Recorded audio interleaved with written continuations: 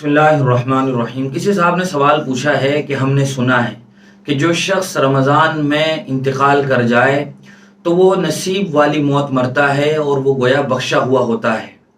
کیا یہ بات درست ہے؟ اس سوال کا جواب یہ ہے کہ جناب نبی کریم صلی اللہ علیہ وسلم نے اپنی ایک حدیث میں ارشاد فرمایا ہے کہ جو شخص جمعہ کے دن یا رمضان المبارک میں مرتا ہے اور اس کی وفات ہوتی ہے، انتقال کر جاتا ہے،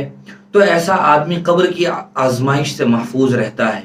اور ایک دوسری روایت میں حضور اکرم صلی اللہ علیہ وسلم نے ارشاد فرمایا کہ جو آدمی جمعہ کے دن یا جمعہ کی رات میں انتقال کر جاتا ہے تو اس سے عذاب قبر اٹھا لیا جاتا ہے۔ یہ روایت تو حضور اکرم صلی اللہ علیہ وسلم سے ثابت ہے، لیکن قبر کی آزمائش سے حفاظت کا مطلب کیا ہے، عذاب کے اٹھا لیے جانے کا مطلب کیا ہے؟ اس سلسلے میں علماء اکرام فرماتے ہیں ایک مطلب تو یہ ہے کہ جیسے ہی رمضان المبارک آتا ہے تو اللہ تبارک و تعالی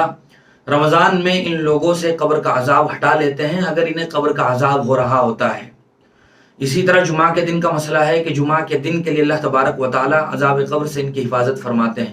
بعض علماء یہ فرماتے ہیں